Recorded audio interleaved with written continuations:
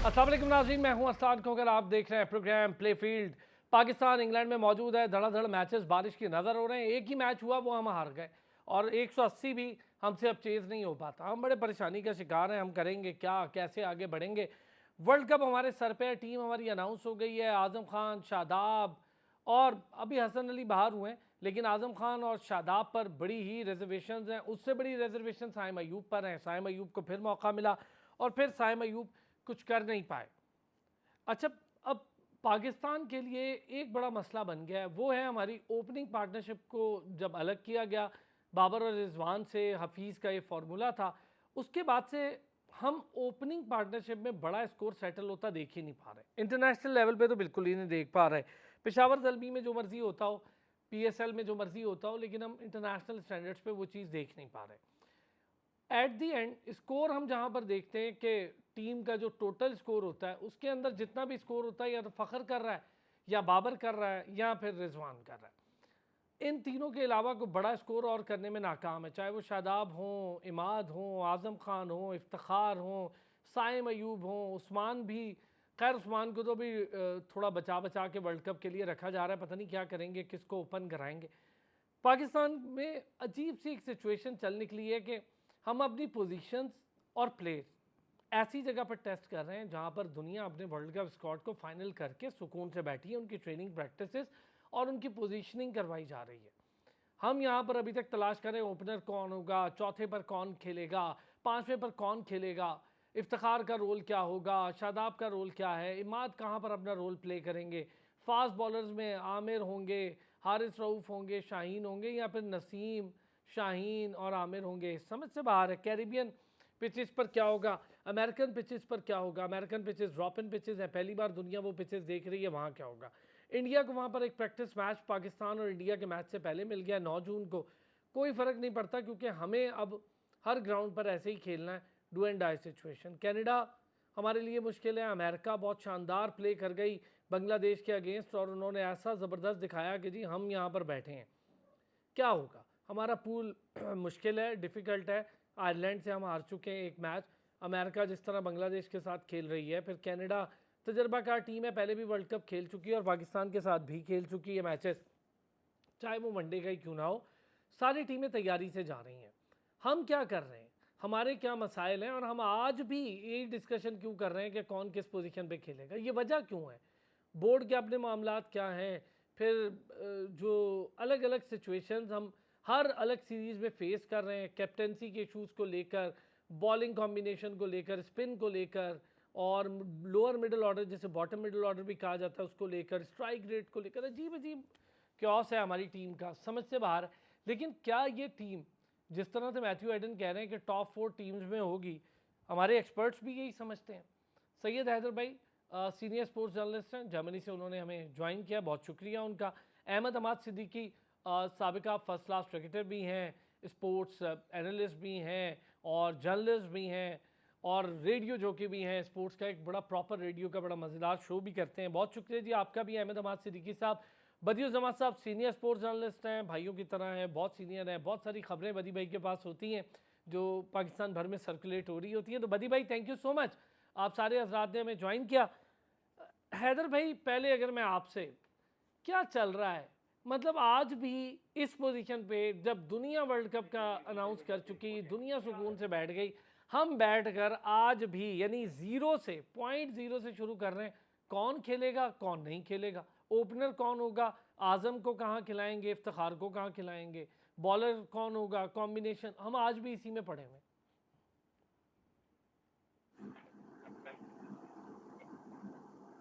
हैदर भाई आपका म्यूट है शायद, माइक म्यूट है जी हैदर भाई। जी, जी आवाज़ आ रही है आपको? जी जी प्लीज़। हाँ, शुक्रिया आपका अरसलान। सबसे पहले आपका कि आपने मुझे इनवाइट किया प्रोग्राम में और फिर इतने अहम मौज़ू पे बात करना शुरू किया आपने कि पाकिस्तान टीम की सिलेक्शन। मैं एक बात कहूँगा कि पाकिस्तान टीम की सिलेक्शन का मसला ये है कि यहाँ पे 1 सिलेक्टर नहीं है या 2 नहीं है, 25 सिलेक्टर हैं। चेयरमैन अलग अपनी टीम बनाते हैं, सिलेक्शन कमेटी अलग बनाती है, स्क्रीनिंग बनाते हैं और सोशल मीडिया अपनी बनाती है।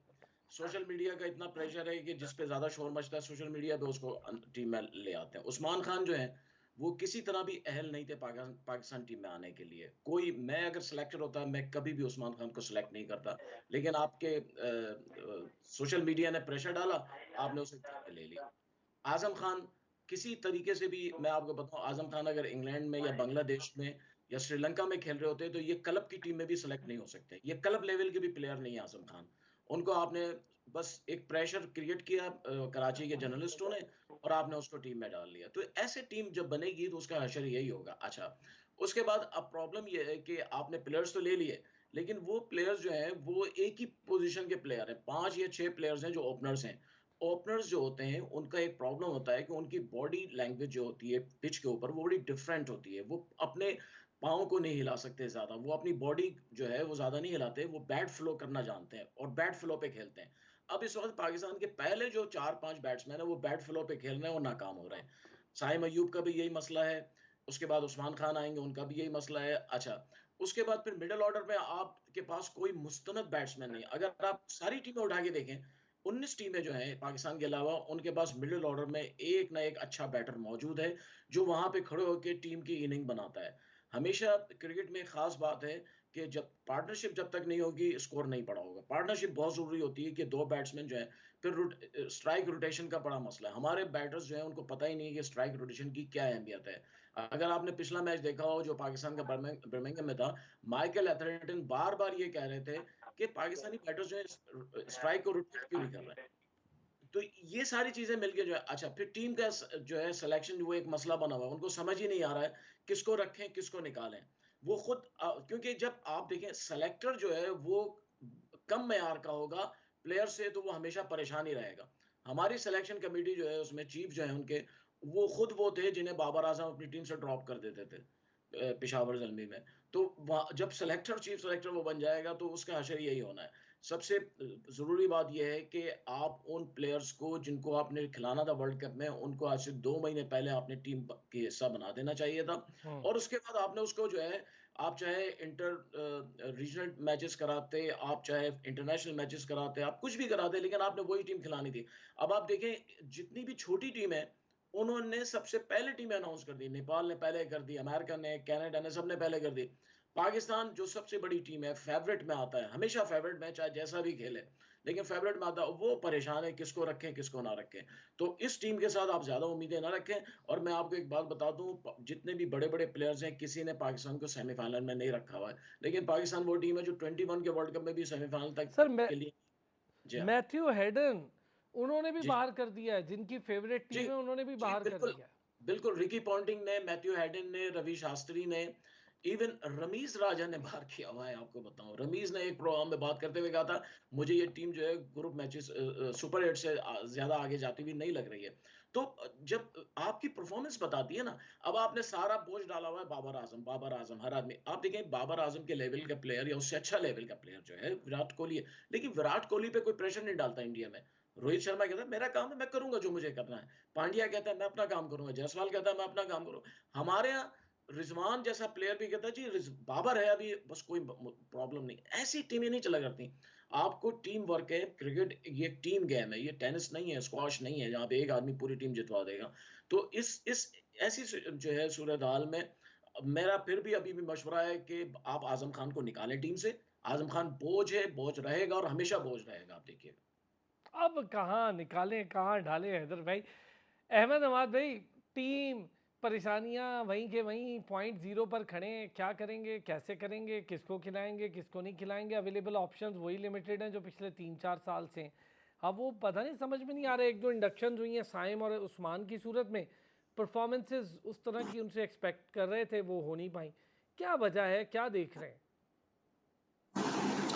थैंक यू अरसलान, बहुत बहुत शुक्रिया। देखिए पाकिस्तान का हमेशा से ऐसे ही रहा है। किसी भी वर्ल्ड कप में पाकिस्तान की हम कहें अगर हिस्ट्री उठा के देख लें तो कहीं हम ये नहीं कह सकते कि प्रिपरेशन बहुत अच्छी है। ये हमेशा से हमारे क्रिकेट बोर्ड के साथ है, हमारी टीम के साथ। सिलेक्शन कमेटी की अभी बात हो रही थी तो मैं थोड़ा सा डिफर करूँगा। Apart from Wahab Riaz, rest of the selectors जो हैं वो मोहम्मद यूसुफ की अगर बात करें या असद शफीक की बात करें तो बड़े अपने दौर के बड़े ज़बरदस्त प्लेयर और जो एक्स प्लेयर होते हैं उनकी आई बड़ी होती है, वो मैटर करती है। लेकिन यहाँ पे जो सिलेक्शन का प्रोसेस होता है वहाँ इंटरफेरेंस बाहर की जो होती है वो उनको मजबूर कर देती है। ये जब अपनी पोस्ट से हटते हैं, मोहम्मद वसीम भी जब चीफ सिलेक्टर थे, जब अपनी पोस्ट से हटते हैं, तब पता चलता है कि इनके हाथ कितने बंधे हुए होते हैं।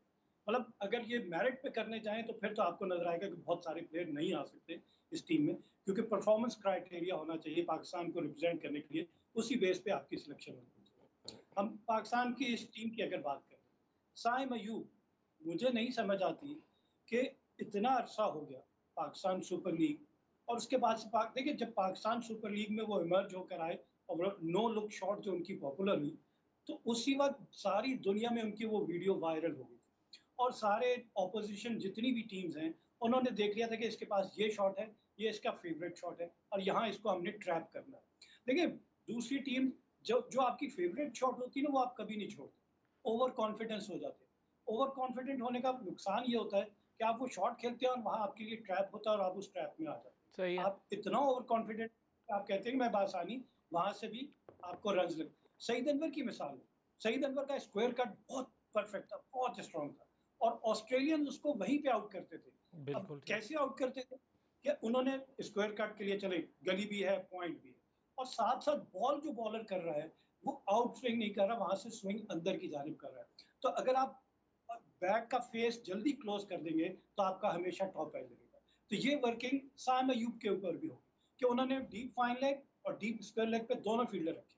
अब आपसे कोई पूछे कि इतनी गेम अवेयरनेस नहीं है आपके पास कि वहां पे फील्डर है, आप इतने डेड कॉन्फिडेंट हैं कि आप उनके सर के ऊपर से बाउंड्री तक बॉल कैरी कर जाएगा। एक आध बॉल आपका नहीं कैरी करेगा, बल्कि अभी तो कर भी नहीं रहा, एक भी नहीं कर रहा, आप इनसाइड द बाउंड्री आउट हो रहे। तो आपने रेंज ऑफ शॉट्स अपने कहाँ एनहांस किए? आपको ये नहीं पता चला कि अगर मुझे वहां पे ब्लॉक कर दिया जाएगा तो मैं रन कहाँ बनाऊंगा? विकेट के चारों तरफ अगर मैं नहीं रन बना पाता तो मैं डिजर्व नहीं करता पाकिस्तान क्रिकेट टीम को रिप्रेजेंट करें। फिर पाकिस्तान का डायलेमा क्या है कि हम ये नहीं अभी तक डिसाइड कर पा रहे कि पहले 6 ओवर 30 यार्ड सर्कल के बाहर 2 फील्डर होते हैं, वहां किस बैट्समैन को भेजा जाए जो बेस्ट यूटिलाइज कर सके उसको। फखर जमान, मोहम्मद रिजवान, बाबर आजम और साइम अयूब, ये 4 इस वक्त हम कह सकते हैं कि इस टीम के साथ है। उस्मान खान का भी नाम ले लें, लेकिन उनको मौका नहीं मिला। मिल भी जाएगा तो मेरी भी उनसे कोई इतनी एक्सपेक्टेशन नहीं है। वो एक जर्नी उनकी ऐसी थी कि वो पाकिस्तान से छोड़ के यूएई चले गए, वहां से सेक्रीफाइस करके वापस आ गए, तो कुर्बानी की वजह से उनको पाकिस्तान। लेकिन अगर उनकी गेम वैसे ओवरऑल देखी जाए तो मेरे ख्याल से उनसे कई बेहतर और बहुत सारे खिलाड़ी। खैर, coming back to Pakistan top order bat, देखिए पाकिस्तान फ्लेक्सिबल होना चाहिए। साइम अयूब को रेस्ट करा दें, जितना जल्दी करा देंगे वो उसके लिए बेहतर है। अगर आप उसको इसी आउट ऑफ फॉर्म में खिलाते रहेंगे तो उसका मेंटल जो साइकोलॉजिकल प्रेशर है वो उससे बाहर नहीं निकल रहा। 2-4 गेम में उसको बाहर बैठाएं और उसके साथ जो कोचेस की जो हमने एक फौज रखी हुई है ना, अगर 15 रुकनी पाकिस्तान क्रिकेट टीम है तो 14 रुकनी आपका सपोर्ट स्टाफ है। मुझे नहीं समझ आ रहा सारी दुनिया में इतने वो एक मैनेजर है, एक सीनियर मैनेजर है, वहाब रियाज साहब सीनियर मैनेजर, भाई हाँ, किस वो बात चीफ के सीनियर? सिलेक्टर नहीं रहे ना, तो उन्होंने कहा कोई और कुर्सी ले लूं। ये तो नवाजने की बात हो रही है ना कि आपको हम नवाज रहे हैं। खैर, इस पर भी बात करेंगे। मैं पाकिस्तान की टॉप ऑर्डर की बात कर रहा हूँ कि अगर तो साइम अयूब अगर क्या है ही नहीं आउट ऑफ फॉर्म, बिल्कुल आउट ऑफ फॉर्म, तो आप क्या कर सकते हैं? आप फखर जमान जो तीसरे नंबर पे या चौथे में बैटिंग करने आ रहे हैं, हमें पावर प्ले में अच्छा इस्तेमाल करना है, फखर को ओपन करा दे रिजवान के साथ, बाबर तीसरे पे ही, ठीक है। उसके बाद से आपने जो बाकी बैट्समैन जो पावर हिटर है, जो हम कहते हैं middle part of the inning, over number 17 to over number 7 to over number 15, जहां पे हम बॉक डाउन हो जाते हैं क्योंकि हमारे बैट्समैन जो है बाउंड्रीज की तलाश में रहते हैं, जहां पे हमें इंटेलिजेंट क्रिकेट खेलनी है कि स्कोर बोर्ड चलता रहे, सिंगल डबल होते रहे, ऑड बाउंड्रीज मिल जाए तो आप 10 रन एक ओवर में कर सकते हैं। तो उसके लिए इफ्तिखार को ऊपर बैठे। इफ्तिखार एक मेच्योर बैट्समैन है, केपीके की जानब से कैप्टनसी की है, ऊपर के नंबर पे बैटिंग भी की है। उनको अगर 7वें नंबर पे बारी आ जाएगी तो वो आपको ज्यादा एक्सप्लोसिव इनिंग, बड़ी inning, match winning, impactful inning खेल कर दिखाएंगे। आजम खान का role, Azam Khan proper batsman है, माना कि वो ओवरवेट है, लेकिन इन सारी वजूहत के बावजूद हमने उनको सिलेक्ट कर लिया। अब तो कर लिया सिलेक्ट, अब उनका बेस्ट यूटिलाइज क्या कर सकते हैं कि वो 10 गेंदों पे उन्होंने 30 करके दिखाए में आ गए। उसी तरह की इनिंग उनकी, आप समझे, आप एक कुर्बानी उनकी विकेट को ना गिरे, लेकिन उनको रोल दें कि आपने अपने ही अंदाज में खेल के देना है। 10 में से 4 इनिंग में अगर आप क्लिक करेंगे वो मैच पाकिस्तान जीतेगा, क्योंकि कम नंबर ऑफ बॉल्स पे आप agree. Maximum number of run करने की सलाहियत रखते हैं। ये तो हो गया। फिर उसके बाद से शादाब खान, शादाब खान के जहन से पहले, सबसे पहले हमारे थिंक टैंक ये निकाल दें कि वो लेग ब्रेक बॉलर है, वो नहीं है। जो बॉलर 6 गेंदें कंसिस्टेंसी के साथ एक लाइन और लेंथ मेंटेन नहीं कर सकता, तो वो बॉलर कहलाने का हकदार है। आधी पिच पे अगर लेग स्पिनर बॉल कर रहा है और वो पुल खा रहा है या आधी पिच पे बॉल करके कट खा रहा है, तो वो लेग स्पिनर नहीं है। लेग स्पिनर वो है जो बैट्समैन को फ्रंट फुट पे लाए और स्लिप लगाई भी हो और वहां से ठीक उसको है। कैच करे और वहीं से उसे गुगली करे और फ्लिपर करके बोल्ड और लेग पे फोर कर रहा हो। तो ओके। ये किरदार है अच्छा उसका। अहमद भाई, इस पे ना ज़रा डिस्कशन आपसे मैं अभी सारों से करता हूँ। एक तो शादाब वाली आपने बिल्कुल ठीक कहा, मैं भी आपकी इस बात से 100% एग्री हूँ। और आप तो ज़ाहिर है खुद क्रिकेट खेले, आपको तो पता है ना डायनेमिक्स क्या है। मैं ज़रा बदी भाई को भी इन करता हूँ, ये जो बात आप शादाब वाली कर रहे हैं ना, ये मैं आता हूँ शादाब और इमाद में से कौन और क्यों, ये भी आप लोगों से पूछता हूँ। बदी भाई, टीम आज भी वही मसाइल से वही हम पर ज़ीरो पर खड़े, मैं हैरान हूँ। हम आज भी सोच रहे हैं यार उस्मान को ओपन करा दें, बड़ी मुश्किल से अल्लाह अल्लाह करके फ़खर चौथे नंबर पे चलना शुरू हुआ है। अब हम उसको ओपन करा दें, उसकी विकेट लॉस कर दें, फिर हम बैठे रहें, फिर हम कहें फ़खर कुछ करता नहीं। अब वो चौथे पर है, मेरा ख्याल है चौथे पे ठीक है, उस्मान को करा दें ज़्यादा बेहतर होगा। साइम तो मुझे नहीं लगता कि बहुत लंबा टाइम चल पाएगा। देखिए हसान भाई, सबसे बड़ी बात तो ये है कि यहाँ पर जब तक पाकिस्तान टीम में पसंद नापसंद और दोस्तियां यारी निभाई जाएंगी तो फिर यही मसले मसाइल होंगे। आपको बहुत सारी प्रॉब्लम होंगी। अब कप्तान के कहने पर ही साइम अयूब को जो है ओपन कराई गई है। कप्तान जो है खुद नंबर 3 आए, जो आए हैं, फिर साइम को के साथ जो उन्होंने रिजवान को ओपन कराया। तो देखिए ये आप तजर्बात जो हैं, अब वक्त नहीं है कि आप तजर्बे करते रहें। साइम अयूब पिछले 16 इनिंग्स में इंटरनेशनल मैचेस की 15 से 16 इनिंग्स में मुसलसल नाकाम है। और हम जो हैं वो सिर्फ और सिर्फ पाकिस्तान सुपर लीग को क्राइटेरिया बनाकर टीम मुंतखब करते हैं और उसी से जो है वो हम इंटरनेशनल इवेंट पे चले जाते हैं। देखिए यहाँ पाकिस्तान कप खेल रहे हो या पीएसएल खेल रहे हो, यहाँ के बॉलर वो चीज नहीं करते जो इंटरनेशनल बॉलर आपकी वीडियो को देखकर, आपके क्लिप को देखकर, आपके शॉट को देखकर जो है ना वो इस तरह का प्लान करते हैं कि इस बैट्समैन कहाँ पर जो है वो कमजोर है और वहीं पे आउट करता है। अभी अहमद भाई जो बात कर रहे थे बिल्कुल दुरुस्त बात है। देखें जब इंटरनेशनल सतह पे आप जाते हैं ना तो बहुत सारी जो चीजें होती हैं वो मिस्टेक आप करते हैं तो बॉलर आपकी मिस्टेक को पकड़ लेते हैं। तो यही वजह है, आप शॉर्ट डीप वाइन लेग ले लिया, डीप स्क्वायर लेग ले लिया, तो फिर आप क्या मारेंगे? तो आपके पास तो दूसरे शॉट भी होने चाहिए ना। आप स्क्वायर कट मारें, आप कवर ड्राइव खेलें, आप मिड विकेट पे खेलें, आप मिड ऑन पे सीधा खेलें, मिड ऑफ के ऊपर से खेलें। ये चीजें भी तो आपको आनी चाहिए। दुनिया के बड़े बल्लेबाज थे, वो हर शॉट खेला करते थे। असल में मसला ये है कि आजकल की क्रिकेट इतनी आसान हो गई है कि दोनों तरफ से जो है वनडे में दोनों तरफ से नई बॉल आ जाती है। यहाँ 20 ओवर हैं आपके और यहाँ पर आपको बैट भी माशाल्लाह ऐसे मिले। पहले जैसे अगर बैट मिले तो मैं देखता हूँ कि किसी किसी ये नो लुक शॉट बनता है। वहां तो पहले तो 10 दिन तक तो बैट को ही सीधा करते रहते थे नॉकिंग कर करके। अब तो आपको बैट भी ऐसे ही मिले हुए कि आप जरा सा फ्लिक करते हो तो छक्का हो जाता है। तो मेरे ख्याल में पाकिस्तान को ये सोचना पड़ेगा। इंग्लैंड के खिलाफ जो सीरीज थी इसमें आपको एक मैच से आपको पता चल गया कि हम कहाँ कहाँ फ्लॉप हो रहे हैं। तो देखिए शादाब खान को कब तक आप कप्तान जो है अपना वजीर बनाकर जो है खिलाते रहेंगे? और फिर इब्रार आपके पास है, आप उसको भी अच्छा चांस दे बदी सकते भाई, हैं। आप बदी आजमा भाई, तो सही। एक खबर थी मेरे पास, मैंने वो की भी थी। किस हद तक इसमें सच्चाई है कि बाबर शादाब को लेकर कंफ्यूज भी हैं और वो समझते हैं कि शादाब से बेहतर अबरार है, अबरार को मैचेस खेलने चाहिए? देखिए आप मेरी बात सुने, अब इब्रार को आप अपने साथ रखते हैं तो भाई जितने चांस आपने शादाब को दिए हैं 2-3 चांस आप इब्रार को भी दे दें। अगर वो नहीं चलता तो आपको किसने कहा है कि आप इब्रार को इन करें? आप शादाब को वापस ले आए। लेकिन आप मौका भी तो नहीं देते। मौका इस वजह से नहीं देते, आयरलैंड में आपने देखा कि एक मैच में जो है वो मार पड़ी शादाब को, आपने 2 मैचेस में बाहर बिठा दिया एक्सपोज ना हो जाए। वहां भी आपने इब्रार को चांस नहीं दी कि इसने अगर आउट कर लिए तो मेरे लिए वर्ल्ड कप में उसको रखना जो है वो बहुत ज्यादा मुश्किल हो जाएगा। ये तो चीजें हो रही हैं पाकिस्तान टीम में, ये चीज हो रही है। दीगर टीमें अब देखें, जो ऑस्ट्रेलिया है उन्होंने जो है अपना कप्तान चेंज कर दिया।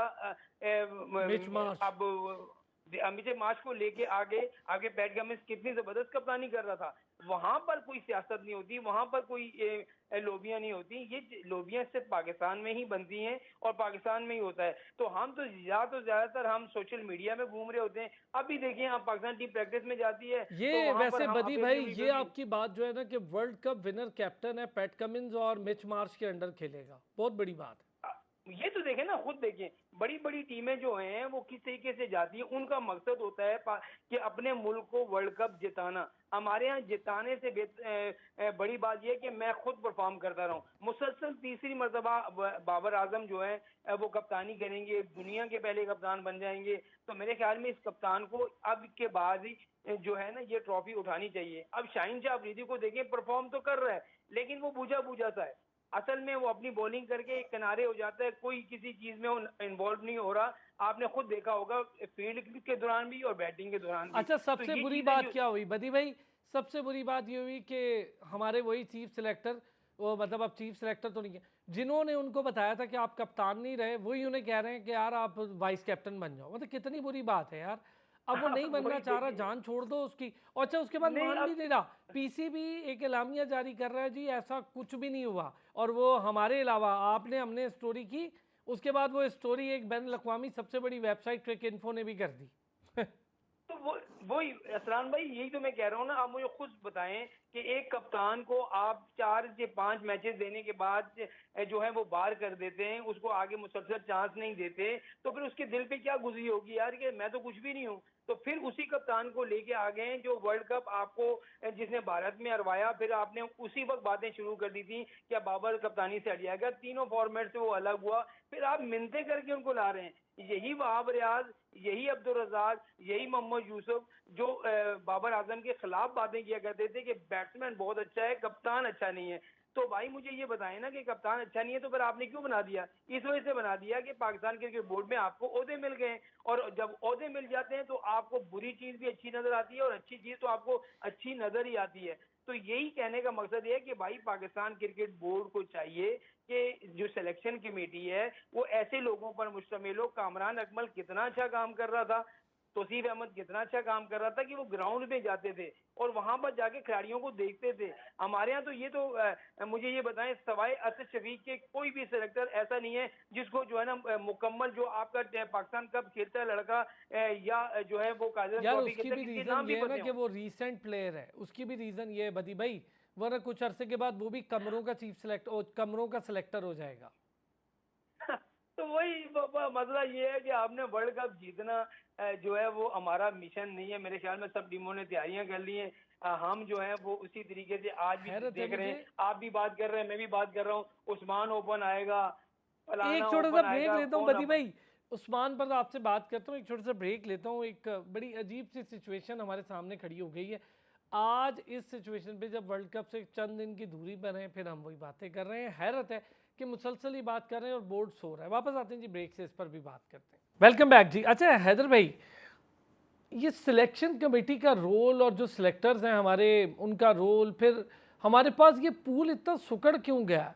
क्या हम डोमेस्टिक की तरफ नहीं देखते, सिर्फ पीएसएल को क्राइटेरिया? अच्छा, पीएसएल भी सबके लिए नहीं है क्राइटेरिया। मोहम्मद अली के लिए पीएसएल नहीं है, उसामा मीर के लिए पीएसएल क्राइटेरिया नहीं है, सबके लिए नहीं है, बस कुछ कुछ के लिए है। और जिनके लिए, उनके लिए इतना स्ट्रांग है कि वो वर्ल्ड कप की टीम में आ जाते हैं। उस्मान क्या बात कर रहे थे, अगर जी उस्मान को अब किस पोजीशन पर आप देखें तो आप समझते हैं कि यार यहाँ ये फिर भी परफॉर्म कर सकता है? ठीक है, आप कह रहे हैं कि आप उसके हक में नहीं है, लेकिन फिर भी किस पोजीशन पर वो बेहतर परफॉर्म कर सकता है? देखिए उस्मान जो है वो बुनियादी तौर पर तो ओपनर हैं, लेकिन वहाँ मुल्तान में भी उनको कई बार नीचे खेलना पड़ा। और उस्मान का जो प्रॉब्लम है उनका सबसे बड़ा कि वो फ्रंट फुट खेल सकते हैं, बैक फुट नहीं खेल सकते हैं। अगर आप इंग्लैंड का मैच देखें बर्मिंघम वाला, तो उन्होंने 90% बॉलें जो हैं वो बॉडी लाइन की हैं और शॉर्ट पिच की हैं, जिसकी वजह से हमारे जो बैट्समैन थे वो रन्स नहीं कर पाए। हमारे बैट्समैनों को आदत है कि हाफ पिच मिले, फुल पिच मिले, फुल पिच को जो है हाफ वॉली बना के वो जो है वो इधर-उधर बाउंड्री एक से बाहर मार। खूबसूरत सी ड्राइव मार लें और बस फिर आगे जी, चलता जाएगा। या फिर ये अच्छा, दूसरा प्रॉब्लम ये था कि पीएसएल की बाउंड्रीज़ छोटी थी, इंग्लैंड की ग्राउंड्स जो हैं वो इतने छोटे नहीं हैं, बड़ी बाउंड्रीज़ हैं इसलिए पकड़े जा रहे थे वो बीच में ही। अच्छा, ब उस्मान खान जो है मेरे ख़्याल से, मैं तो ये एडवाइस करूँगा कि उनको ओपनर ही खिलाया जाए, लेकिन शायद पाकिस्तान टीम मैनेजमेंट जो है तैयार नहीं है। और मुझे ऐसा लगता है कि कल के मैच में जो है वो बाबर आज़म और रिजवान फिर दोबारा ओपनिंग ट्राई करेंगे, नहीं क्योंकि ये सर, आखिरी मौका है। चेंज होने वाला है, मामला चेंज होगा अभी हो सकता है साइम। चेंज हो जाए। अच्छा, हाँ, मैं आपको बता रहा सेलेक्टर्स हूँ, पे फ़खर को कहीं अरसलान, ख़राब करेंगे, फ़खर को ओपन कराएंगे और ख़राब करेंगे। चले फ़खर जो है वो वैरायटी है उसके अंदर, वो कहीं भी खेल सकता है। वो नेचुरल देखिए पाकिस्तान टीम में इस वक़्त नेचुरल प्लेयर जो है एक ही है, फ़खर ज़मान है। वो नेचुरल प्लेयर है। वो अपनी नेचर के मुताबिक खेलता है, वो दबाव, प्रेशर कुछ जानता ही नहीं है। अच्छा सेलेक्टर्स पे बात हो रही थी, मैं आपको बता दूँ, मैं इंकशाफ कर दूँ आपको, ये जो टीम सेलेक्ट हुई थी, असद शफ़ीक से इस पे कोई बात नहीं की गई। बस उनको टीम सेलेक्ट करके उनको फ़ोन पे बता दिया गया और असद शफ़ीक ने जितना जैसा करियर पूरा गुज़ारा, ऐसे ही वो सिलेक्शन कमेटी में ऐसे ही रहेंगे वो। बिल्कुल डार्क एक कॉर्नर में बैठे रहेंगे अपने यार महीने वो के क्या साथ। करे, वो क्या करे, इतना जी, राइट यहाँ देते ही नहीं है लोगों को, तो क्या करे, जी। चले कोशिश। अच्छा, अच्छा दूसरी बात ये अरसलान, हम बैटर्स पे बहुत बात कर रहे हैं, बॉलिंग पे नहीं कर रहे हैं। देखिए पाकिस्तान की हमेशा जो सही स्ट्रेंथ थी वो बॉलिंग थी। हमारे बॉलर सही परफ़ॉर्म नहीं कर रहे हैं। बहुत बातें हो रही हैं अबरार पे, अबरार अहमद पे। मेरे ख़्याल से अबरार अहमद जो है ना क्वालीफाई ही नहीं करते हैं पाकिस्तान टीम की टी20 टीम में खेलने के लिए। उनको इस्लामाबाद यूनाइटेड ने तो खिलाया नहीं अपनी टीम में। आप उसको नेशनल टीम में लेके गए। ठीक है ना? और 1-2 मैच ही वहाँ पे खेल पाए या 3 मैच खेल पाए। अच्छा, उनमें वो वैरायटी नहीं है। पाकिस्तान में स्पिन बॉलिंग में टैलेंट खत्म हो चुका है। उसामा मीर वाहिद स्पिनर है, उन्होंने 16, 17, 18 विकेटें ली हैं, लेकिन जितनी विकेटें ली हैं उन्होंने मार खा-खा के ली हैं। ना उसामा मीर सही बॉलर हैं, ना अबरार हैं, ना और कोई इस वक़्त पाकिस्तान के पास इससे बड़ा डायलेमा क्या होगा, पाकिस्तान के पास आज कोई अच्छा ऑफ स्पिनर नहीं है। एक हाँ जी। अच्छा ऑफ एक अच्छा ऑफ स्पिनर बहुत ज़रूरी है। आप यार देखिए हैदर भाई पिछले 10 सालों में नहीं है आपके पास। जी, जी हाँ, जी हाँ और लेग स्पिनर जो है, वो बड़ा बहुत मुश्किल काम है लेग स्पिन बॉलिंग करना। आपने हवा में गेंद छोड़नी होती है, आपका वो लेंथ जो है आपसे आउट हो जाता है, डर होता है, मार पड़ेगी, आप तेज़ गेंद करने की कोशिश नहीं, करते हो, फिर तेज़ अहमद अमाद भाई तो कह रहे हैं कि, और मैं उसको लेग स्पिनर मानता ही नहीं, बात तो उनकी भी जायज़ है। सही बात है क्योंकि उनके देखिए उनका एक्शन ही जो है वो लेग स्पिनर वाला नहीं है क्योंकि लेग स्पिनर जो होता है उसका हाथ जो है बहुत ऊपर से आता है। आप इंतखाब आलम को लें, दानिश कनेरिया को लें, अब्दुल मुश्ताक को ले कादिर लें, अब्दुल सर कादिर अब्दुल साहब कादिर को को ले लें, लें, शेन वॉर्न ये को ले लें। मुश्ताक अहमद, इन सब के हाथ बहुत ऊपर से आप इसका शादाब खान का देखें, उसका हॉरिजॉन्टल हाथ आता है। तो हॉरिजॉन्टल हाथ में आप लेग स्पिन कहाँ से करेंगे? शाहिद खान आफरीदी ने एक नई चीज़ इंट्रोड्यूस कराई थी, हॉरिजॉन्टल लेग स्पिन। वो तो मुझे पता ही नहीं कौन से स्पिनर थे, लेग थे, ऑफ थे, कौन से स्पिनर थे, मुझे आज तक समझ ही नहीं आई। विकेटें उन्होंने ले ली 300 प्लस, लेकिन स्पिनर नहीं थे वो कोई अच्छे। और उन्हीं को कॉपी करते हुए ये सारे जो हैं हमारे अबरार के पास एक ही चीज़ है कि उसके पास जो है ना वो कैरम बोर्ड बॉल है जिसकी वजह से बैट्समैन थोड़ा-सा धोखा खा जाए। लेकिन अब कैरम बोर्ड बॉल इतनी मशहूर हो चुकी है, इतनी मशहूर हो गई, लोगों ने सारा आपको सही याद है बात। फैसलाबाद में सॉरी मुल्तान में अबरार ने 11 विकेटें ली, तहलका मच गया। इंग्लैंड के कोच ने कहा अभी हमने इसको देखा नहीं था, कराची में इसका हशर क्या करेंगे? और आपने देखा कराची में 4 विकेटें मिली इसे हुँ। टेस्ट मैच में। तो ये सारी जो है ना क्रिकेट बड़ी साइंटिफिक हो गई है। क्रिकेट वो नहीं रही है जाओ उठा के बल्ला मार दो, चलो जी छक्का हो गया या बॉलर जो है कहीं भी बॉल फेंक। सही नहीं बात है, आप अब तो 360 का रिवाज बड़ा टेक्निकल हो गया है। अहमद अमाद एग्ज़ैक्ट भाई, एग्ज़ैक्ट आप जो बात कर रहे थे, शादाब और इमाद, इन दोनों में से बेटर कौन है? फिर अबरार जिस तरह हैदर भाई ने कहा कि कैरम बॉल तो वो कर लेता है, मिस्ट्री मिस्ट्री कह के तो हम खिला रहे हैं बॉलर को, लेकिन अगर वो रीड हो गया तो उसके पास कोई और मजीद वैरायटी तो नहीं होगी। पूरी टीम का एक एनालिसिस हम शादाब की बात कर रहे थे, बिल्कुल आउट ऑफ फॉर्म है। 4 ओवर में 55 रन दे रहे हैं, लेकिन कैप्टन हर ओवर महँगा करवाने के बावजूद उनसे अगला ओवर करवाते हैं। ये यहाँ कैप्टेंसी की जब हम बाबर आज़म की बात करते हैं ना, कि अगर आपके पास क्वेश्चन था कि आप इफ्तिखार और साइम अय्यूब से भी बॉल करवा सकते थे, हुँ। तो क्या ज़रूरत थी कि आप शादाब से, जब इतने एक्सपेंसिव होते जा रहे हैं और नज़र आ रहा है कि नहीं है कंट्रोल, कॉन्फिडेंस नहीं है, आपको बॉडी लैंग्वेज से पता चल जाता है कि बॉल सही जगह नहीं हो रहा। विकेट कीपर बता सकता है कि यार इसका कंट्रोल नहीं है, तो आप उससे बाकी ओवर ना करवाते। आप कैप्टन हैं, आपने ज़रूरी था कि कोटे के आपके पास सिर्फ 5 ही बॉलर थे, 4 ही बॉलर थे कि आपने उन्हीं से 20 ओवर करवाने थे। आपके पास क्वेश्चन मौजूद है। इफ्तिखार बेहतरीन बॉल करके देते, अपने एक्सपीरियंस, अपने माइंड को यूज़ करके, और वो हफीज़ की तरह राउंड द विकेट आके लेफ्ट हैंडर को क्रैम्प करते हैं स्पेस के साथ, अग्री। वेरिएशन बॉल करते हैं, डार्ट इन करते हैं बॉल को, कम टाइम मिलता है बैट्समैन को मैनूवर करने के लिए बॉल को, तो आप यूज़ कर सकते थे। साइम अय्यूब की हमने पाकिस्तान सुपर लीग में परफॉर्मेंस देखी है कि वो थोड़ा बहुत डिसेप्टिव हैं, वो सीम बॉल करते हैं बीच में, तो उनको भी यूज़ ज़रूरत नहीं थी कि जब शादाब अगर एक्सपेंसिव ना होते तो ज़रूर आप 4 ओवर करते। जब इतने महँगे हो रहे हैं तो यार कैप्टेंसी कौन पूछेगा? कल मैं एक प्रोग्राम देख रहा था और इमाम उल हक उसमें यही बता रहे थे, यार इतना एक्सपेंसिव होने के बाद हम भी यही एक्सपेक्ट कर रहे थे कि शादाब से अगला ओवर नहीं करवाया जाएगा। लेकिन फिर जब देखा जाता है कि शादाब भी दोबारा ओवर कर रहे हैं, फिर तो क्वेश्चन मार्क क्या, सबको समझ आ जाना चाहिए कि वो दोस्ती है, वो क्या एक दूसरे को सपोर्ट कर रहे हैं। चलें, उसके बाद आ जाते हैं इमाद वसीम। इमाद वसीम से न्यूजीलैंड के टूर और फिर उसके बाद से आयरलैंड में बाबर आजम कोटे के 4 ओवर नहीं करवा रहे, 3 ओवर करवा रहे हैं, 3 ओवर में 17 रन, 21 रन, बहुत अच्छी बॉलिंग। आप क्यों नहीं उनसे चौथा ओवर करवा रहे? मतलब अभी भी आप उनसे पावर प्ले में पूरे ओवर करवा दें आप उनसे, वो आपको दूसरी टीम को देखें, हर टीम को मोमेंटम कहाँ मिलता है? पावर प्ले में। अगर कोई टीम 6 ओवर में 70-80 कर जाएगी तो वो आपसे गेम लेगी। अच्छा लेकिन 6 अहमद ओवर में भाई, अगर वो आप तीनों हजरात से ना इस पर बात करता हूँ। पहले आप इस पर मुझे बताएं शाहीन के बारे में। अब ये शाहीन वापस आया, रिदम में अच्छी बॉलिंग कर रहा है, बेहतर कर रहा है। डेथ ओवर का थोड़ा सा स्ट्रगल कर रहा है लेकिन कर लेगा, उसमें थोड़ा वापस आ गया तो वो कर लेगा, वो अच्छा बॉलर है। क्यों नहीं हमारे पास ये ऑप्शन आता कि शाहीन और इमाद से हम पूरे के पूरे ओवर पावर प्ले में करा ले, 8 के 8 ओवर, तो अगली टीम का तो वैसे भी आप स्कोर रोक लोगे, उसको प्रेशर में ले आओगे। हम ये आइडियाज़ क्यों नहीं सोचते, किसी में करके ही देख लें। हम ये ज़रूर कर सकते थे अरसलान, अगर शाहीन शाह अफरीदी अपनी उस फॉर्म में होते जो कि हमने देखी थी पहले 2021 में देखी। लेकिन जब लेकिन से इंजरी पहले के ओवर बाद तो अभी भी बेहतर कर रहा है, पावर प्ले में तो अच्छे ओवर कर रहा है।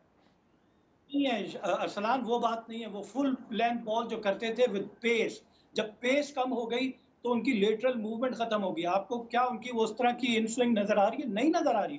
बैट्समैन बासानी उनको लाइन अप कर लेता है, डाउन द ग्राउंड खेल रहा है। तो आपको वैरायटी लेके आनी पड़ती है। अनप्रिडिक्टेबल प्रिडिक्टेबल नहीं हो जाएंगे कि हर ओवर के बाद यही बॉलर आ रहा है। तो आपको मिक्स कर रहे हैं बाबर आजम, ठीक कर रहे हैं खैर एक हिसाब से। मोहम्मद आमिर को टीम में लाने का मकसद ही यही था कि उनके पास एक्सपीरियंस है। ऑल्दो कि मोहम्मद आमिर की भी अब वो पेस नहीं है, लेकिन वो अपनी वैरायटी 6 मुख्तलिफ गेंदें करते हैं तो बैट्समैन गेस कर रहा होता है, उसमें आपको नजर आता है।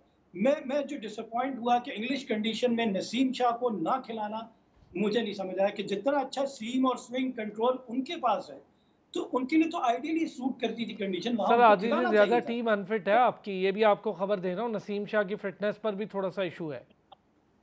सबसे बड़ी बात यह कि हमारे ये प्लेयर जो है ये बड़े लकी हैं कसम से। इनसे कोई पूछे कि इनकी परफॉर्मेंस ना होने के बावजूद ये पाकिस्तान क्रिकेट टीम का हिस्सा है। मजे कर और रहे हैं। इसके अलावा मिस प्लानिंग ये है कि आपने कह दिया कि जो वार्म अप मैचेस जो मिल रहे हैं वो हम नहीं खेलेंगे। भाई क्यों नहीं खेलेंगे आप खेलें वार्म अप मैचेस। अभी ये इंग्लैंड के टूर के 2 मैचेस आपके चले गए, और अगर वो आप खेल लेते वार्म अप मैचेस भी, तो जिन प्लेयर को आपने अभी तक चेक नहीं किया था वार्म अप मैचेस में हारे या जीते कोई मसला नहीं है, सही तो है। आप उनको चेक कर लेते, वो नहीं किया आपने। तो पाकिस्तान की लोअर मिडिल ऑर्डर और फिर उसके बाद से ऑलराउंडर्स जो सो कॉल्ड ऑलराउंडर्स कहते हैं, इमाद वसीम ने फिर भी अपना इम्पैक्ट छोड़ दिया। बॉलिंग में अगर 4 ओवर में एक बॉलर 19 रन दे रहा है और 15 डॉट बॉल्स कर रहा है, तो आप उससे और क्या एक्सपेक्ट करते हैं यार। और बैटिंग में आके वो छोटी सी इनिंग अगर इम्पैक्टफुल कम नंबर बॉल में करके दे रहा है, तो और क्या एक्सपेक्ट करते हैं। हमें डिसअपॉइंटमेंट हुई है शादाब खान से, हमें डिसअपॉइंटमेंट हुई है साइम अयूब से, हमें डिसअपॉइंटमेंट हुई है बाबर आजम की कैप्टनसी से। हमें अभी शाहीन शाह अफरीदी की वो पेस नहीं नजर आ रही जिससे वो इम्पैक्ट डालते थे। Haris Rauf yes bowling at around 150 वो चाहिए, लेकिन उनको डिसिप्लिन होना पड़ेगा with in the stumps, body के अंदर बॉल कर। जहां आप इतनी पेस में विड्थ दे देंगे, विकेट के दोनों तरफ बॉल करेंगे, कैप्टन क्या करेगा? एक ही साइड पे आपको फील्ड प्लेस करके देगा, दोनों साइड पे नहीं कर सकता।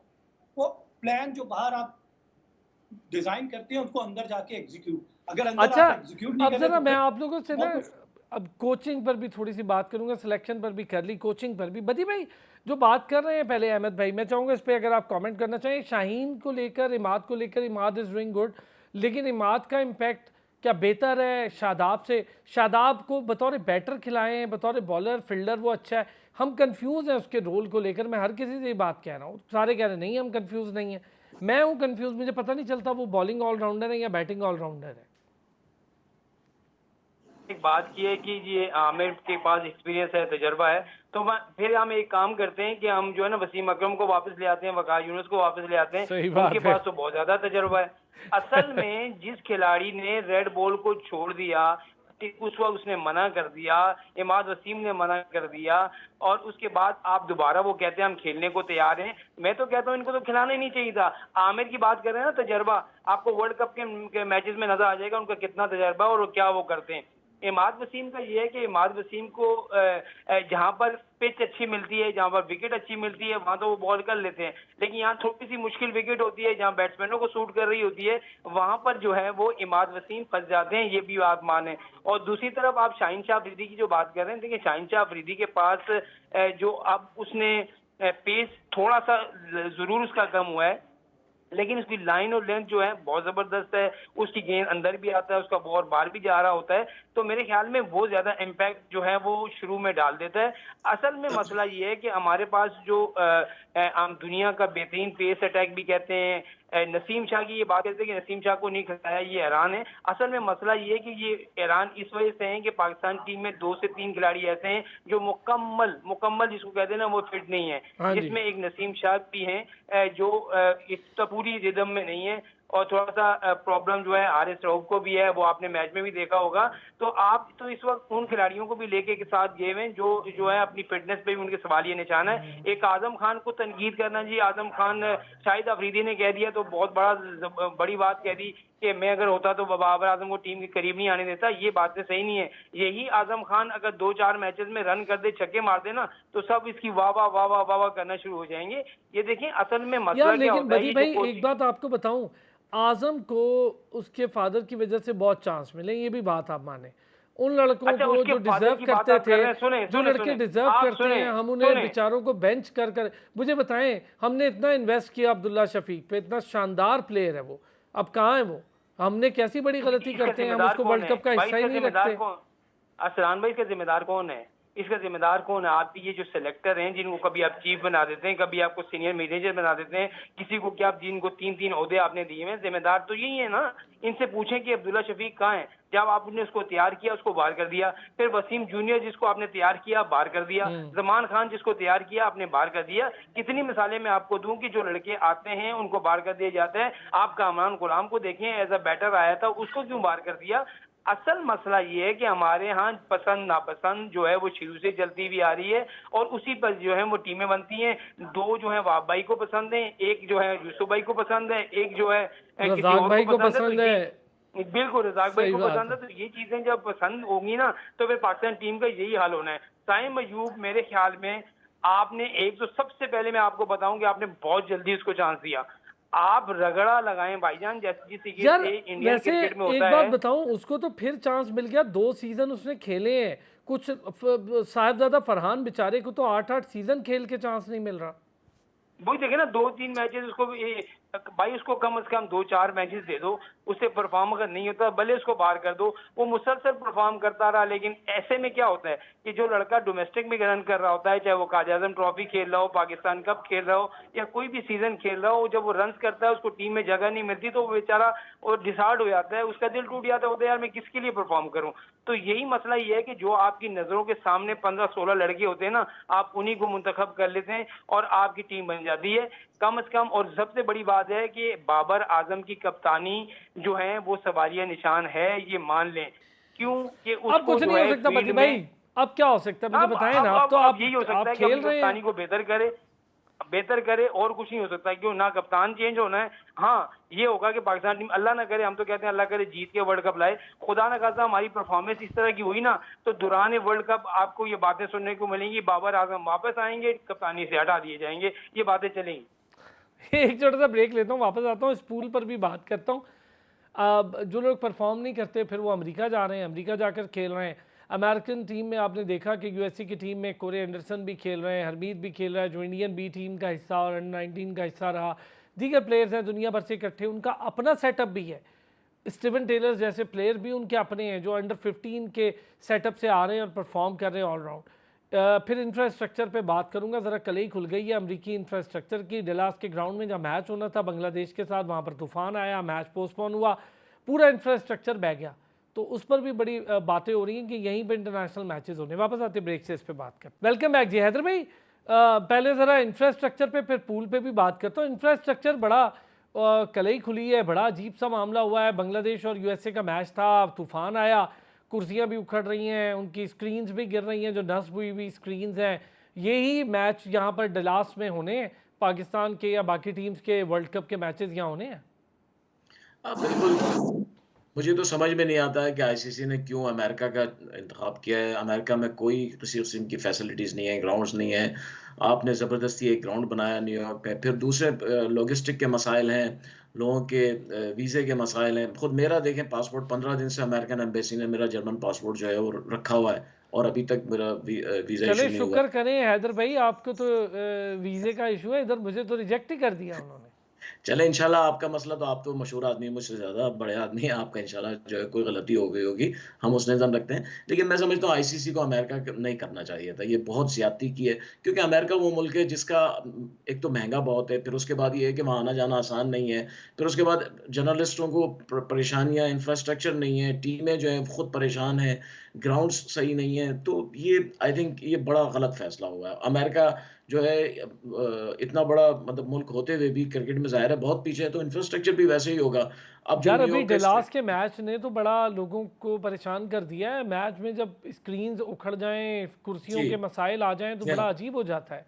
देखिए ना अब ये सिचुएशन जो है अगर आगे भी चली अच्छा फ्लोरिडा में बहुत बार गया हूँ फ्लोरिडा वहां पे तो पता ही नहीं चलता है सुबह धूप जी, निकली होती है शाम तूफान। को तूफान आ जाता है तो अब और ऐसे टेक्सास में रेत का तूफान चलता है टेक्सास में वहां पे ये मसला है तो ऐसी सिचुएशन में मुझे नहीं पता ये कैसे करेंगे अगर हो गया बाद में भी अगले मैचों में जो जो मैचेस हैं वर्ल्ड कप के वहां भी ऐसा हो गया तो कैसे इसको कवर करेंगे क्या क्या करेंगे मुझे पता नहीं है और आईसीसी खुद अभी तक परेशान है रख तो दिया है पता नहीं क्यों रखा है मेरे ख्याल से एक ही वजह है पैसे की वजह से क्योंकि पैसा वहां से क्योंकि वो कहा जा रहा है कि न्यूयॉर्क का एक मैच जो है पूरे वर्ल्ड कप के खर्चे पूरे कर तो सर देगा वो तो पाकिस्तान इंडिया का मैच तो आप जाके किसी आइलैंड पे रखवा दें, वो मैचेस का वो खर्चा पूरा कर देगा, तो यही तो फायदा है एग्जैक्टली पाकिस्तान इंडिया के एग्जैक्टली मैच को।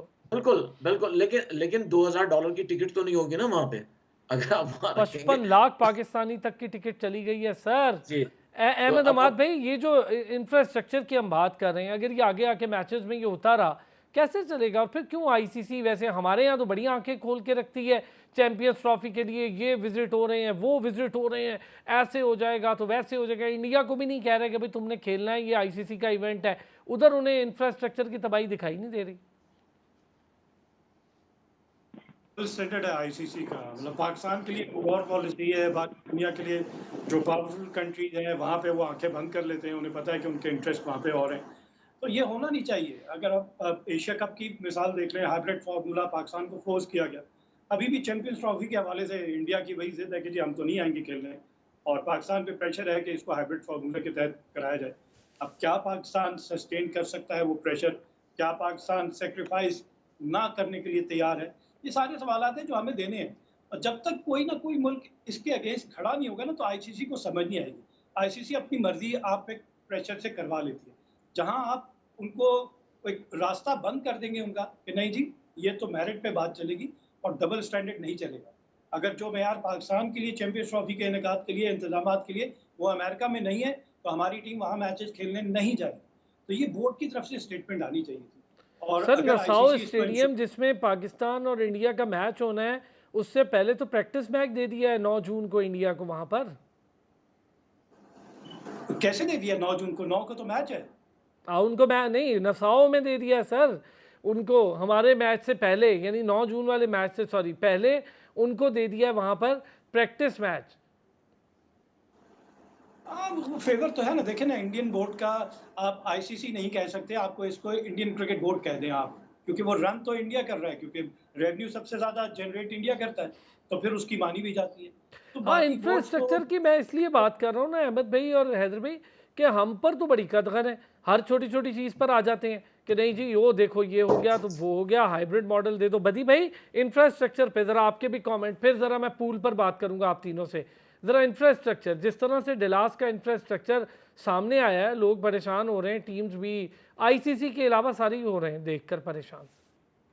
देखिए आईसीसी तो अपना ये कह रहा है कि ये अमेरिका में हमारा कराने का मकसद ये है कि वहाँ पर जो है क्रिकेट को जो है हमने प्रमोट करना है। इसी वजह से आप देखें ना कि न्यूयॉर्क में जो स्टेडियम बनाया गया है पूरा का पूरा आर्टिफिशियल स्टेडियम बनाया गया है। जैसे ही मैच खत्म होगा तो तमाम जो बिल्डिंग है वो जी भी वो उखाड़ दी कतर वर्ल्ड जाएगी कप के उस पे किया गया है ना, उसी बिल्कुल मॉडल ऐसे ही पे। किया गया है, बिल्कुल वैसे ही किया गया है। तो असल में मसला सारा यही है कि जहाँ से आईसीसी को पैसा आ रहा होगा और जहाँ पर इंडिया कहेगा वही चीज़ें जो है मानी जाती हैं, पाकिस्तान की चीज़ें तो नहीं मानी जाती। असल में यही है कि वहाँ पर, और दूसरा जो भी यहाँ से अगर मैच कवर करने भी कोई साथी जाता है तो मुझे ये बताएं न्यूयॉर्क जाने के लिए इसको एक शहर से दूसरे शहर जाने के लिए कितनी प्रॉब्लम होगी, ये तो वो जी जानता हाँ। हो। ग्राउंड भी मैं तो कभी गया नहीं हूँ, ना इत्तेफाक हुआ है, तो सुनने में है कि न्यूयॉर्क जो है वो शहर से भी इतना बाहर स्टेडियम है कि वहाँ पर इतना आप किराया दे देंगे। जो हमारे जर्नलिस्ट हैं वो तो किस तरीके से जाते हैं, आपको मालूम ही है कि हम मैं कैसे जाते हैं हम लोग। तो मैं यही मैं चीजें कुछ होती बताऊं। हैं कि जी एक बदी बहुत भाई ज्यादा कुछ कह प्रॉब्लम रहे होती है। हैं, कुछ हाँ कह रहे हैं हैदर भाई। जी जी हैदर मैं भाई। बताऊं जी मैं बदी भाई मैं आपको बताऊं, ये लॉन्ग आइलैंड में मैं जा चुका हूं कई बार। लॉन्ग आइलैंड में आइजनहोवर पार्क में है,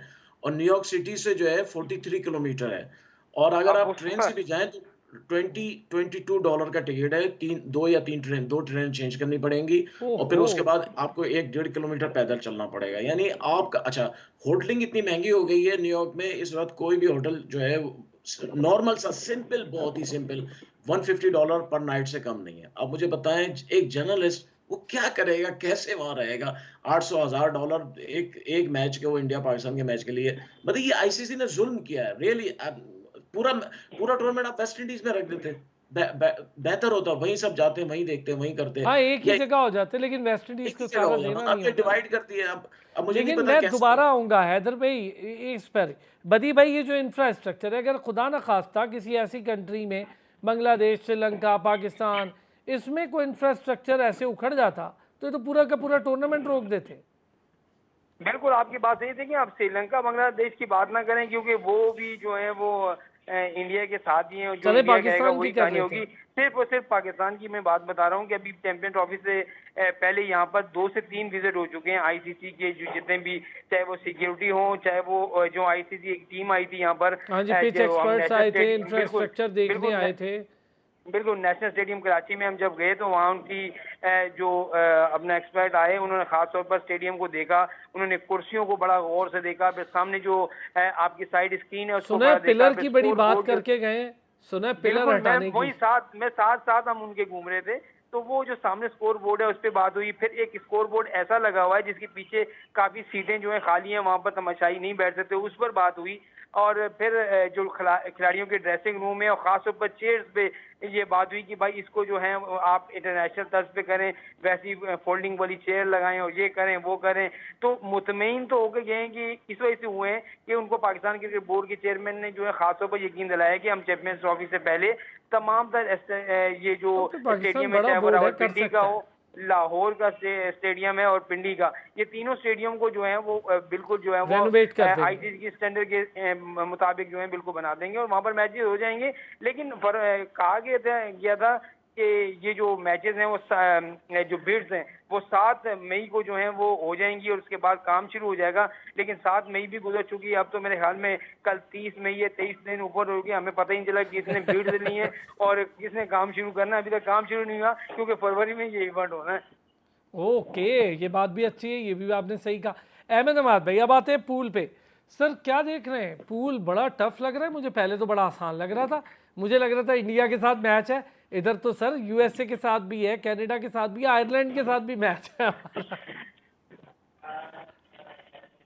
यूएसए, आयरलैंड और कनाडा कहेंगे और कहेंगे कि फिर तो आप पार्टिसिपेट ही ना करें। अगर रैंकिंग देखी जाए पाकिस्तान की, तो पाकिस्तान 6 या 7वें नंबर पे है T20 की। तो हमें खतरा नहीं होना चाहिए आयरलैंड से और कनाडा से और यूएसए से।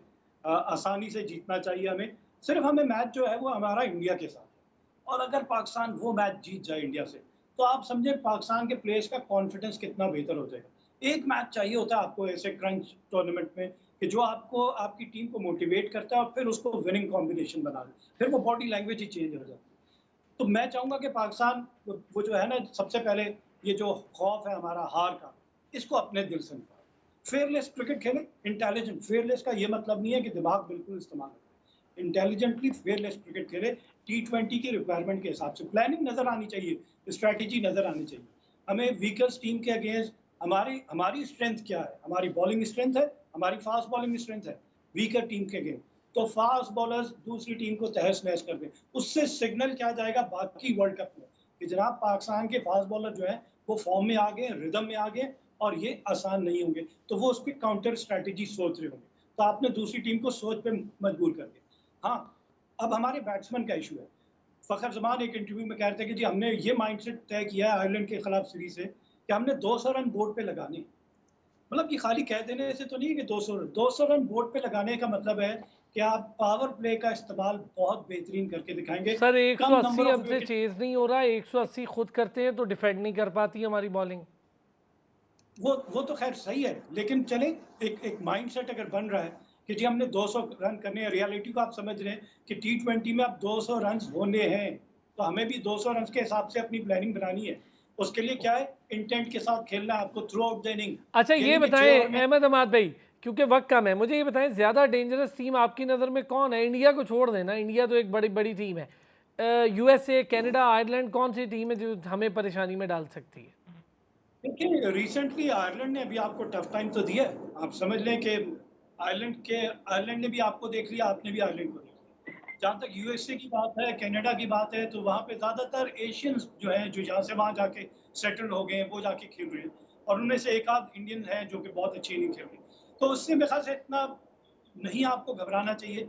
हमारी बॉलिंग में इतनी स्ट्रेंथ होनी चाहिए कि हम उनके अगेंस्ट प्लान आउट कर सकें ठीक कि हो हमने गया। उनको रन्स भी, उन्हें उन्हें विकेट लेनी उन्हें है। जरा तो रिस्ट्रिक्ट कर लें रन्स पे, कम रन्स पे रिस्ट्रिक्ट करें और खुद जरा कम विकेट गवा के तो मैच जीते, तभी तो मजा है जी। अगर बॉलर्स डिफेंसिव मोड में रहे तो आप कभी भी मैचेस और टूर्नामेंट नहीं जीतेंगे। Very well of sir. Bowler का काम डिफेंसिव मोड में खेलना। आपने क्रिस जॉर्डन को देख लिया, वेटरन है वो, जी हाँ। वापस आए और यॉर्कर किए। वो आधी पिच पे स्लोर करके देख नहीं रहे थे कि बैट्समैन ने पिक कर लिया तो अरे मेरी अब तो बचत हो जोफ्रा जाएगी। आर्चर भी आ गया है, अब तो जोफ्रा आर्चर भी आ गया है जी। हैदर भाई आपसे, सर कौन सी टीम हमारे पूल में? मेरे ख्याल से पाकिस्तान को परेशानी नहीं होनी चाहिए सुपर 8 में। टीमें अच्छी हैं, अमेरिका भी अच्छी है, कनाडा भी अच्छी है, आयरलैंड भी अच्छी है, लेकिन पाकिस्तान के लेवल की नहीं है। ठीक है, वो कुछ परेशान करेंगे, लेकिन जीत हार वाला मैं समझता हूँ पाकिस्तान आसानी सुपर 8 में पहुंचेगा। असल मुकाबला और इस वक्त जो सबसे खतरनाक टीम बनकर आ रही है वो वेस्ट इंडीज है। वेस्ट इंडीज जो है सुपर 8 में बहुत हार्ड टाइम देने वाली है। मैं आपको बता दूं, साउथ अफ्रीका को उसने सारे मैच क्लीन स्वीप जी किया हाँ। है। जी हाँ, तो सुपर 8 असल में असल ठीक है, मरहले की चलें छोटा सा व्यू है। बदी भाई कौन सी टीम आपको ज्यादा टफ लगती है हमारे पूल में, इंडिया को छोड़कर? नहीं, आप देखिए मेरे ख्याल में पाकिस्तान टीम को, जैसे हैदर भाई ने कहा, अहमद भाई ने कहा कि मुश्किल नहीं है, पाकिस्तान को आराम के साथ जो है पाकिस्तान अगले पूल में जा सकता है। लेकिन अच्छा। अगले पूल में जाने से ये होगा कि सुबह आप 8 में जाएंगे ना, तो 8 में आपको वो वाला काम याद रखना है जो हमेशा आप भूल जाते हैं, रन रेट। तो रन रेट को भी साथ मेंटेन रखना होगा, वरना ठीक हो आपके गया, लिए परेशानी हो जाएगी। ठीक हो गया, बहुत शुक्रिया बदी भाई आपका भी, सैयद हैदर भाई thank you so much, Ahmed Amad Siddiqui साहब थैंक यू सो मच, बहुत शुक्रिया तमाम पैनलिस्ट का। कल फिर होती है आपसे मुलाकात, अपना ख्याल रखिएगा।